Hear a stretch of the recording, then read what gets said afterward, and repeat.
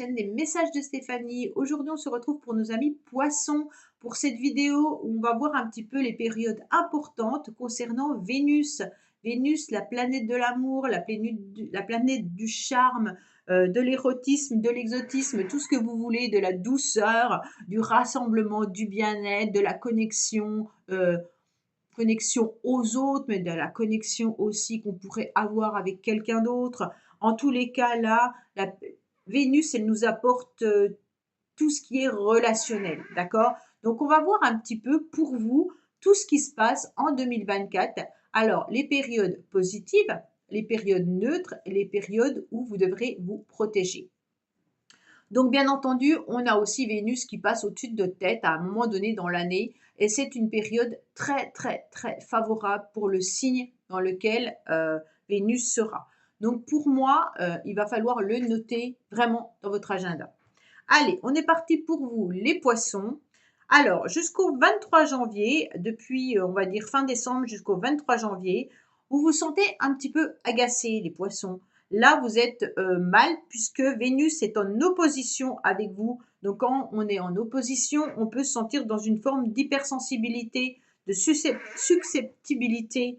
En tous les cas, vous serez à fleur de peau. Vous avez un petit peu le nez dans le guidon et vous allez être dans l'imprudence. Faites attention aussi aux excès. Vous pourriez vous sentir très, très, très fatigué. Alors là, vous pourriez être impatient ou impatient, bien entendu. Hein. Alors attention aux excès. Quand je dis attention aux excès, vous pourriez trop dépenser, vous pourriez trop manger, vous pourriez être trop dans une addiction. Attention à vous.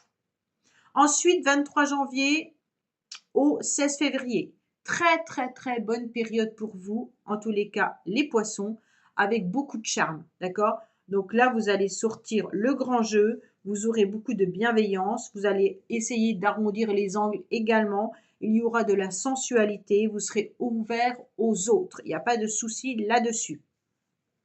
16 février au 11 mars, vous serez dans une période neutre, donc il ne se passera pas de négatif ni de positif, vous pourrez avoir des relations normales.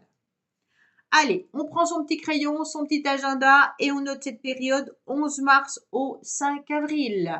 Donc votre meilleure période pour l'année 2024. Pourquoi? Puisque Vénus rentre dans votre signe et donc la chance, l'amour et tout sera positif pour vous.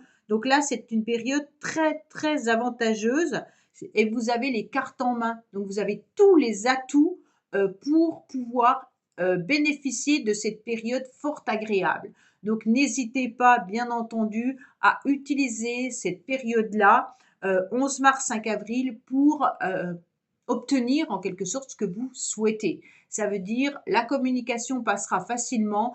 Avec votre partenaire, les choses iront beaucoup mieux. Vous pouvez raviver la flamme d'une personne. En tous les cas, c'est très important. Si vous êtes célibataire, c'est la période où vous pourriez rencontrer votre âme sœur. En tous les cas, là, il y aura beaucoup de chaleur, beaucoup de séduction, beaucoup de charisme, beaucoup de chance. 5 avril au 29 avril, on est dans une période neutre.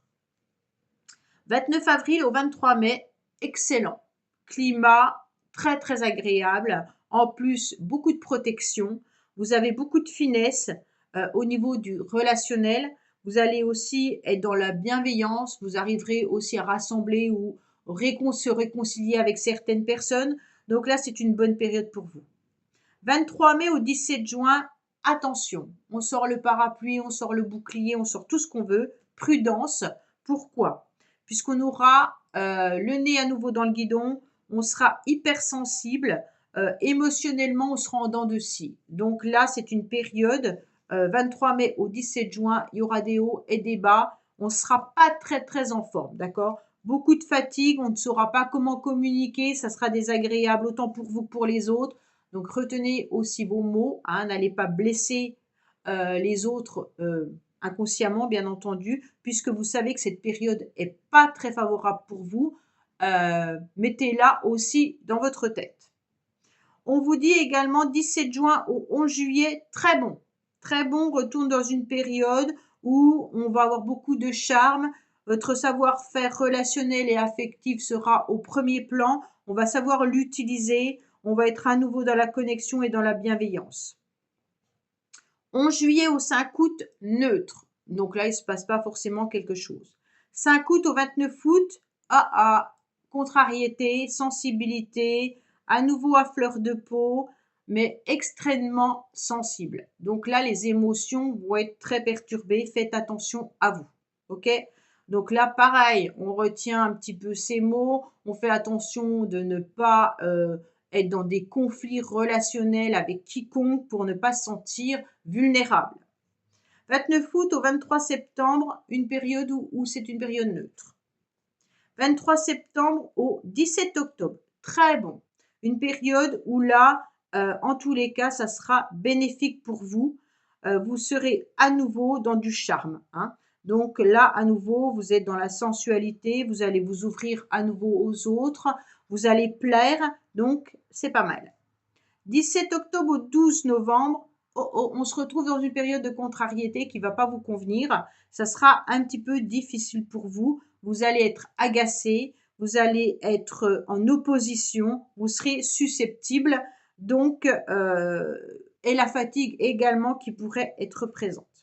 Et là, Vénus passe dans un autre signe, mais qui vous apporte en tous les cas quelque chose de très, très bénéfique pour vous, du 12 novembre au 7 décembre.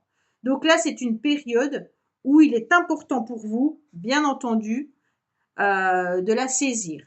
Il y aura du succès relationnel, il y aura vraiment une très, très bonne période au niveau du charme et au niveau de la bienveillance. Donc pour moi, cette période, elle est très, très favorable également pour vous.